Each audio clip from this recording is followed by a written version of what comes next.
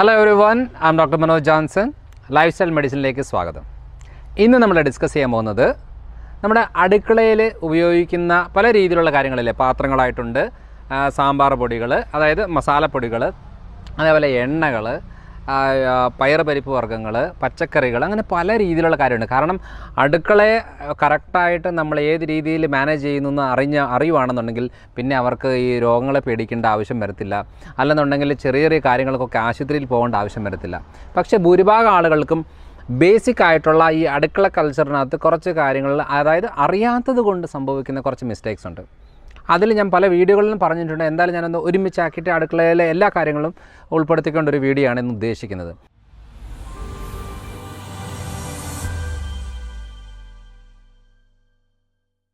അതായത് നമ്മളിപ്പോൾ ബേസിക്കായിട്ട് എടുത്ത് നോക്കിയാൽ പാത്രങ്ങളിൽ നമ്മൾ അലുമിനിയം ഉപയോഗിക്കാറുണ്ട്, സ്റ്റീൽ ഉപയോഗിക്കാറുണ്ട്, അതേപോലെ ടെഫ്ലോൺ റിലേറ്റഡ് ആയിട്ടുള്ള നമ്മുടെ നോൺ സ്റ്റിക്ക് പാത്രങ്ങൾ ഉപയോഗിക്കാറുണ്ട്, ഇരുമ്പ് പാത്രങ്ങൾ ഉപയോഗിക്കാറുണ്ട്, സെറാമിക് പാത്രങ്ങൾ ഉപയോഗിക്കാറുണ്ട്, ഗ്ലാസ് പാത്രങ്ങളുണ്ട്, പ്ലാസ്റ്റിക് പാത്രങ്ങളുണ്ട്, അങ്ങനെ പല രീതിയിലുള്ള പാത്രങ്ങളുണ്ട്. അപ്പോൾ ഈ പാത്രങ്ങളിൽ ഏത് പാത്രം എങ്ങനെ ഉപയോഗിക്കണം എന്നുള്ള ഒരു ഐഡിയയും കൂടെ ആവശ്യമാണ്. നമ്മൾ കോമണായിട്ട് ചെയ്യുന്നൊരു മിസ്റ്റേക്ക് എന്താണെന്ന് വെച്ചാൽ, ക്വാളിറ്റി കുറഞ്ഞ ഈ പ്ലാസ്റ്റിക് പാത്രമായിക്കോട്ടെ, അല്ലെന്നുണ്ടെങ്കിൽ അലുമിനിയമോ അല്ലെങ്കിൽ സ്റ്റീലോ ആയിക്കോട്ടെ, ഇതിനകത്തൊന്നും നമ്മൾ ഉപ്പ് ഇട്ട് വെക്കാൻ പാടില്ല. കാരണം ഈ ഉപ്പ് എന്ന് പറയുന്നത് വളരെ വളരെ വളരെ ഹൈലി കെമിക്കൽ സാധനമാണ്. നമുക്കതൊരു ഉപ്പ് എന്ന് പറയുന്നൊരു ടേസ്റ്റ് തരുന്നു എന്നുള്ളത് അല്ലാതെ നമ്മളതുകൊണ്ട് ഉപ്പ് എന്ന് പറയുന്നതല്ലാതെ അത് സോഡിയം ക്ലോറൈഡാണ്. ഈ സോഡിയം ക്ലോറൈഡ് നമ്മൾ ഇരുമ്പ് പാത്രത്തിലായാലും സ്റ്റീലിലായാലും അലുമിനിയം ആയാലും എല്ലാത്തിൻ്റെ കൂടെയും റിയാക്ഷൻ ആകുമ്പോൾ നമ്മൾ അതിനകത്ത് ഒത്തിരി സമയത്തേക്ക് വെക്കാൻ പാടില്ല. അതൊരിക്കലും നല്ലതല്ല. കാരണം അതിൻ്റേതായിട്ടുള്ള പോയ്സണിങ് പിന്നെ നമ്മൾ ഓരോ ഭക്ഷണത്തിൽ നമ്മളിത് ഉപയോഗിക്കുന്നതുകൊണ്ട് അതിലൂടെ ഓട്ടോമാറ്റിക്കായിട്ട് നമ്മുടെ ശരീരത്തിൽ കയറും. അതുകൊണ്ട് ഏറ്റവും നല്ലൊരു ഓപ്ഷൻ എന്ന് പറയുന്നത് ഗ്ലാസ് പാത്രങ്ങൾ നല്ലൊരു ഓപ്ഷനാണ്, മൺപാത്രം നല്ലൊരു ഓപ്ഷനാണ്. ഈ രണ്ട് ഇതിനകത്തായിരിക്കണം നമ്മൾ പ്രോപ്പറായിട്ട് ഈ ഉപ്പ് വെക്കുന്നത്. ഇനി എന്താ ഹൈ ക്വാളിറ്റി പ്ലാസ്റ്റിക് ആണെങ്കിലും വലിയ കുഴപ്പം വരത്തില്ല.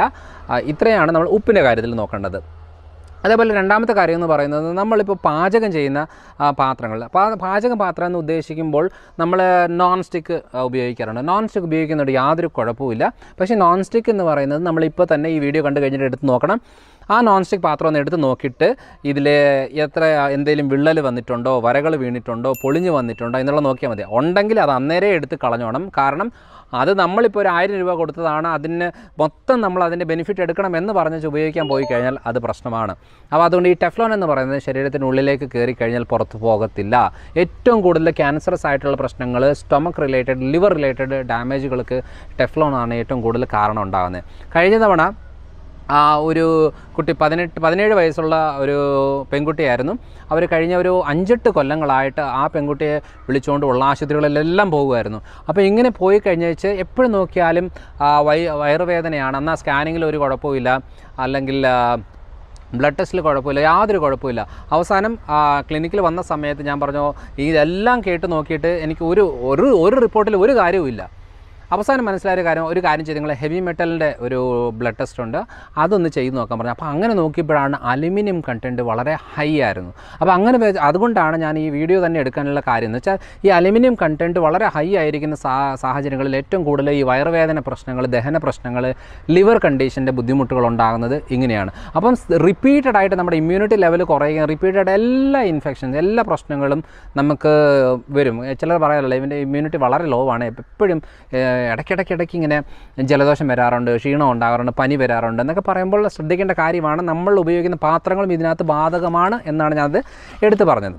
ഇനിയുള്ള കാര്യം എന്താണെന്ന് വെച്ചാൽ, നോൺ സ്റ്റിക്ക് ഉപയോഗിക്കാം, അത് നല്ല കറക്റ്റായിട്ടുള്ള രീതിയിലാണെങ്കിൽ കുഴപ്പമില്ല.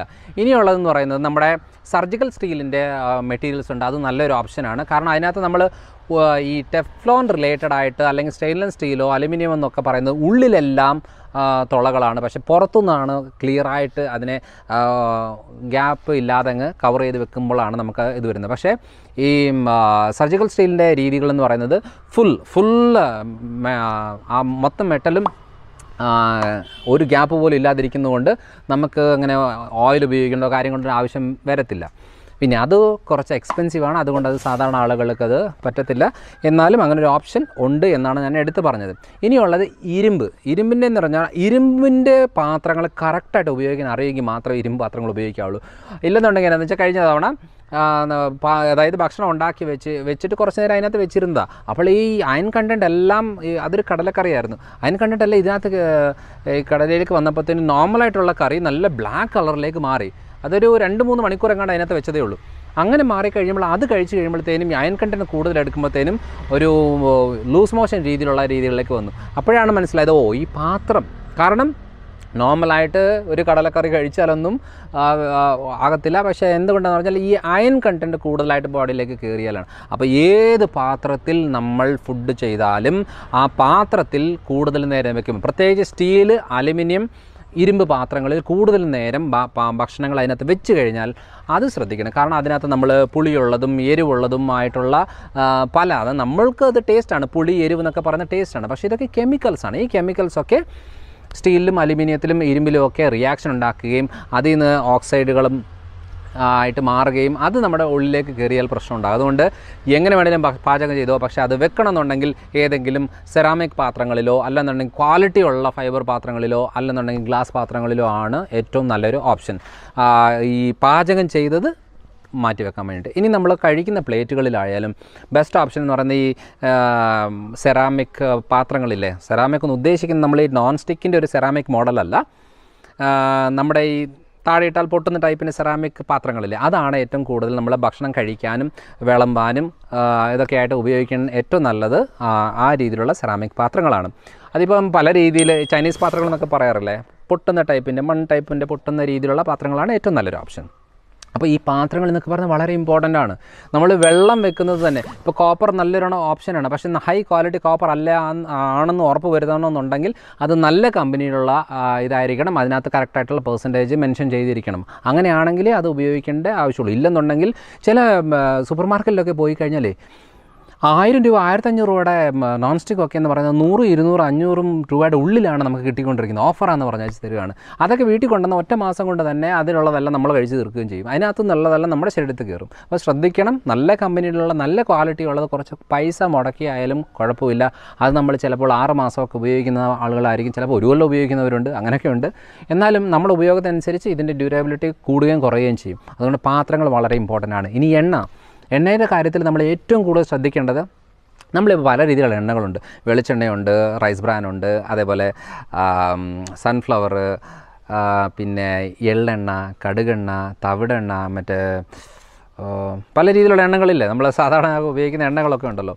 അപ്പോൾ ഈ എണ്ണകളിൽ ഏത് എണ്ണയാണ് കുറച്ചുകൂടെ നല്ലത്, ഏത് എണ്ണയാണ് കുറച്ചുകൂടെ ബെറ്റർ എന്നുള്ളത് നമുക്ക് എപ്പോഴും കൺഫ്യൂഷനാണ്.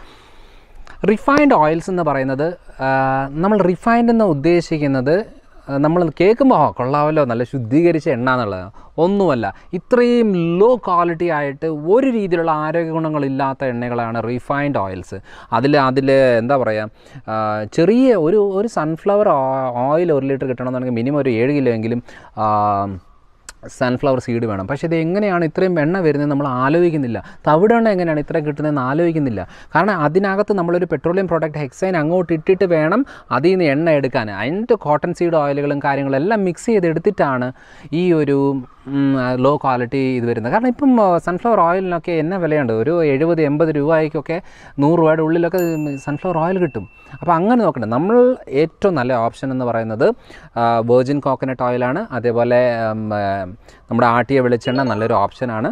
പിന്നെ ഇതൊക്കെ എന്താ പറയുക, എല്ലാവരും പേടിപ്പിക്കുകയാണ്, കൊളസ്ട്രോൾ ഉണ്ടാക്കുന്നു, ബ്ലോക്ക് ഉണ്ടാക്കുന്നൊക്കെ പറഞ്ഞു വെച്ച്.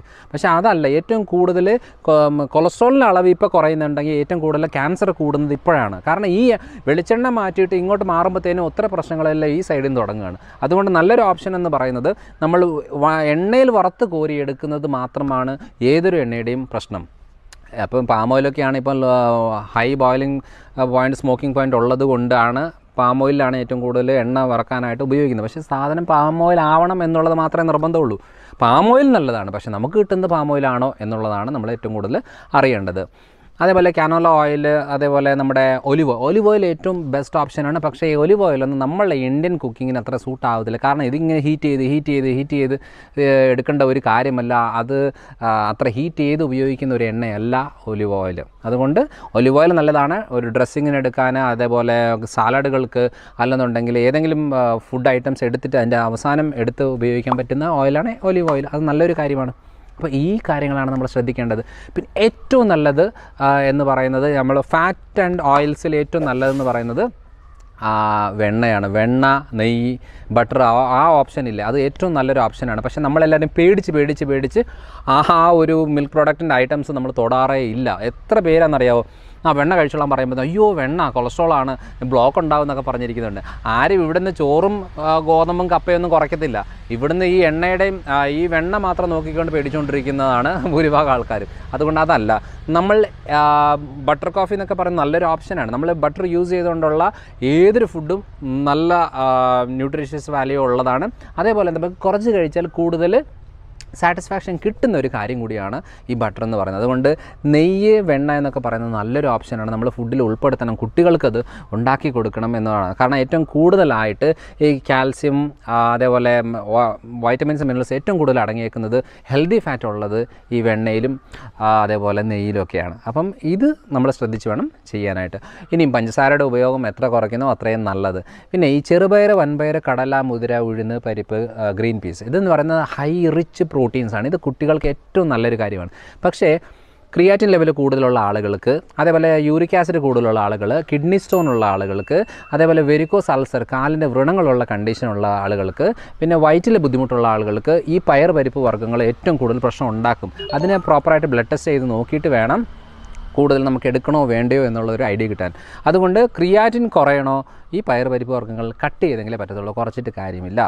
അപ്പം അല്ലാത്ത ആളുകൾ കാണുന്നുണ്ടെങ്കിൽ ഏറ്റവും ബെസ്റ്റ് ഓപ്ഷൻ എന്ന് പറയുന്നത് ഈ ഉണക്ക പയർ, പരിപ്പ് വർഗ്ഗങ്ങളാണ്. പൾസസ്, അതേപോലെ നമ്മുടെ ഡ്രൈ നട്ട്സ്, നമ്മുടെ കാഷ്യൂ ഉണ്ട്, ബദാം, പിസ്ത, ആ ഐറ്റംസ് എല്ലാം വളരെ നല്ലതാണ്. പക്ഷേ ഇതൊന്നും ഇങ്ങനെ നമ്മൾ വയർ നിറച്ച് കഴിക്കുന്ന പോലെ ഒരു കാര്യമല്ല. നമ്മൾ ചിലരൊക്കെ എന്ന് പറഞ്ഞാൽ ഇങ്ങനെ പാക്കറ്റ് കണക്കിന് വെച്ച് കഴിക്കുന്ന ആളുകളുണ്ട്. ഒരു ദിവസം ഒരു 5 എണ്ണം കാഷ്യൂ ഒക്കെ ആണെങ്കിൽ ഓക്കെ, ഹെൽത്തിയാണ്. ഒരു പിടി ഗ്രൗണ്ട് നട്ടാണെന്നുണ്ടെങ്കിൽ, ഗ്രൗണ്ട് നട്ടിന് നിലക്കടലയാണെന്നുണ്ടെങ്കിൽ ഏറ്റവും നല്ലൊരു കാര്യമാണ്. കാരണം അതിനകത്ത് നമ്മുടെ ഹാർട്ടിൻ്റെ ഹെൽത്തിനുള്ള ഹെൽത്തി ഫാറ്റുകൾ ഏറ്റവും കൂടുതലുള്ളത് ഗ്രൗണ്ട് നട്ട്സിലാണ്. പിന്നെ ഭക്ഷണം കഴിക്കുന്നതിന് മുമ്പ് ഒരു പിടി നിലക്കടല എടുക്കുകയാണെന്നുണ്ടെങ്കിൽ വെയിറ്റ് ലോസിന് നല്ലതാണ്. കാരണം അത് കുറച്ച് എടുക്കുമ്പോഴത്തേനും നമുക്ക് വയർ നിറയും. പിന്നെ നമ്മൾ നോർമൽ ഫുഡ് എടുക്കുമ്പോൾ അധികം കഴിക്കത്തില്ല. അപ്പോൾ ഇതൊക്കെയാണ് നമ്മൾ അടുക്കളയിൽ ശ്രദ്ധിക്കേണ്ട കാര്യങ്ങൾ. ഇനിയും ഈ ടെഫ്ലോൺ ആയാലും ഏത് പാത്രങ്ങളായാലും ഓരോ പാത്രങ്ങൾക്ക് ഉപയോഗിക്കേണ്ട രീതിയിലുള്ള സ്ക്രബ്ബറാണ് നമ്മൾ യൂസ് ചെയ്യേണ്ടത്. അതായത് നമ്മളിപ്പോൾ കണ്ടില്ലേ, ചിലയിടത്തൊക്കെ ഗ്രീൻ സ്ക്രബ്ബർ കാണാറുണ്ട്, ചിലയിടത്തൊക്കെ സ്പോഞ്ചിൻ്റെ കാണാറുണ്ട്. സ്പോഞ്ച് പ്ലസ് ഗ്രീൻ അല്ലെങ്കിൽ ബ്ലൂ കളറിൻ്റെ റഫ് കാണാറുണ്ട്, ചിലർക്ക് സ്റ്റീൽ കാണാറുണ്ട്. അങ്ങനെ പല ടൈപ്പിന് സ്ക്രബ്ബേഴ്സ് ഉണ്ട്. ചില പ്ലാസ്റ്റിക് സ്ക്രബ്ബേഴ്സ് ഉണ്ട്. ഓരോ പാത്രങ്ങൾക്ക് ഓരോന്നുണ്ട്. ഇപ്പോൾ ടെഫ്ലോണായിട്ടുള്ള നോൺ സ്റ്റിക്കിലൊന്നും ഒരു കാരണവശാലും നമ്മുടെ സ്പോഞ്ചിൽ വേണം തന്നെയാണത് കഴുകാനായിട്ട്. അല്ലാതെ നമ്മൾ ഈ സ്റ്റീലിലോ പ്ലാസ്റ്റിക്കിലോ എടുത്ത് കഴുകി കഴിഞ്ഞാൽ അതിൻ്റെ ഡാമേജ് ഉണ്ടാകുകയും അത് വീണ്ടും പ്രശ്നം ഉണ്ടാകും. ഇനി നമ്മൾ ഉപയോഗിക്കുന്ന കത്തി വളരെ വളരെ വളരെ ഇമ്പോർട്ടൻ്റ് ആണ്. നമ്മൾ ഹൈ ക്വാളിറ്റി നല്ല വില കൊടുത്തിട്ട് കത്തി ഉപയോഗിക്കുന്നതാണ് നല്ലത്. കാരണം ചില കത്തികളൊക്കെ കാണാറില്ലേ, ഈ കത്തി ഉപയോഗിച്ച് അതിങ്ങനെ കത്തി ഇങ്ങനെ തേഞ്ഞ് പോകും. ഈ തേഞ്ഞ കത്തികളൊക്കെ അതിൻ്റെ ഇരുമ്പൊക്കെ നമ്മളാണ് കഴിക്കുന്നത്. അപ്പോൾ അതുകൊണ്ട് നല്ല ക്വാളിറ്റി കത്തികളാണ് നമ്മൾ എടുക്കേണ്ടത്. വെച്ച ഉടനെ ഇങ്ങനെ തുരുമ്പ് പിടിച്ചിട്ട് ആ തുരുമ്പ് പിടിച്ചത് തന്നെ ആദ്യം നന്നായിട്ട് കഴുകാതെ നമ്മൾ ഉപയോഗിച്ച് ഈ തുരുമ്പൊക്കെയാണ് നമ്മൾ കഴിച്ചുകൊണ്ടിരിക്കുന്നത്. പല രീതിയിലുള്ള ആരോഗ്യ പ്രശ്നങ്ങൾക്ക് മെയിൻ കാരണമെന്ന് പറയുന്നത് ഈ നമ്മൾ അടുക്കളയിലെ വൃത്തി, അതേപോലെ ഭക്ഷണം ഉണ്ടാക്കുന്ന രീതികൾ, പാത്രങ്ങളുടെ രീതികൾ, പാത്രം ചെയ്ത് വെക്കുന്ന പാത്രങ്ങൾ, ഓരോ കണ്ടെയ്നേഴ്സ്, ഇതെല്ലാം വളരെ വളരെ ഇമ്പോർട്ടൻ്റ് ആണ്. അതുകൊണ്ട് അടുക്കള എന്ന് പറയുന്നത് എല്ലാ വീടുകളിലും ഉള്ള ഒരു കാര്യമാണ്, എല്ലാവർക്കും ആവശ്യമുള്ളൊരു കാര്യമാണ്. അതുകൊണ്ട് ഈ വീഡിയോ നിങ്ങൾക്ക് ഉപയോഗപ്രദമായിട്ട് തോന്നുവാണെന്നുണ്ടെങ്കിൽ കൂടുതൽ ആളുകളിലേക്ക് എത്തിക്കുക. ഒത്തിരി ആളുകൾക്ക് അത് ഉപയോഗപ്പെടട്ടെ. കാരണം ഐഡിയ ഇല്ല, ഇതിനെക്കുറിച്ച് അങ്ങനെ കൂടുതൽ ഡിസ്കഷൻ വരുന്നില്ല. നമ്മൾ മെയിൻ കാര്യങ്ങൾ നോക്കിക്കൊണ്ടിരിക്കും. പക്ഷേ നമ്മൾ ശ്രദ്ധിക്കാതെ പോകുന്ന ഒത്തിരിയേറെ കാര്യങ്ങൾ നമ്മൾ അറിയാതെ ചെയ്യുന്ന കാര്യങ്ങളാണ്. അതുകൊണ്ട് ഈ ഒരു കാര്യങ്ങൾ അടുക്കളയിലെ കുറിച്ചുള്ള ഫുൾ കാര്യങ്ങൾ ഞാനിന്ന് ഉൾപ്പെടുത്തിക്കൊണ്ടുള്ള വീഡിയോ ആണിത്. ഇതിൻ്റെ നിങ്ങൾക്ക് ഒത്തിരിയേറെ സംശയങ്ങൾ കാണാം. പക്ഷേ എന്നാലും നിങ്ങൾ ഏതൊക്കെ കാര്യങ്ങളാണ് ശ്രദ്ധിക്കുന്നത്, ഇതൊക്കെ ഞങ്ങൾ ശ്രദ്ധിച്ചിട്ടുണ്ടോ, അല്ലെങ്കിൽ ശ്രദ്ധിച്ചതിന് ശേഷം വന്നിട്ട് മാറ്റങ്ങൾ എന്തെങ്കിലും ഉണ്ടെന്നുണ്ടെങ്കിൽ അത് കമൻ്റായിട്ട് ഇടുക. കാരണം ഒത്തിരി കാര്യങ്ങൾ എനിക്ക് റിപ്ലൈ തരാൻ പറ്റത്തില്ല, എന്നാലും നമ്മളിത് വായിച്ച് കേൾക്കാറുണ്ട്. നമ്മൾ ചെയ്യുന്ന കാര്യങ്ങൾ എവിടെയെങ്കിലും ഉപയോഗപ്പെടുന്നുണ്ടോ, ആർക്കെങ്കിലും ചെയ്യുന്നുണ്ടോ. കാരണം ഒത്തിരി ആളുകൾ അവരവരുടെ ബെനിഫിറ്റ്സ് പറയാറുണ്ട്. ഡോക്ടർ ഇത് പറഞ്ഞതിന് ശേഷം ഞങ്ങളിത് ചെയ്ത് നോക്കിയിട്ട് നല്ല മാറ്റം വന്നു എന്നൊക്കെ പറയാറുണ്ട്. അങ്ങനത്തെ കാര്യങ്ങൾ എന്തെങ്കിലും ഉണ്ടെങ്കിൽ നിങ്ങൾ കമൻ്റായിട്ട് ഇടുക. അപ്പം ഈ ഒരു കാര്യം കൂടുതൽ ആളുകളിലേക്ക് എത്തിക്കുക. അപ്പോൾ അടുത്ത തവണ അടുത്തൊരു വീഡിയോ ആയിട്ട് വരാം.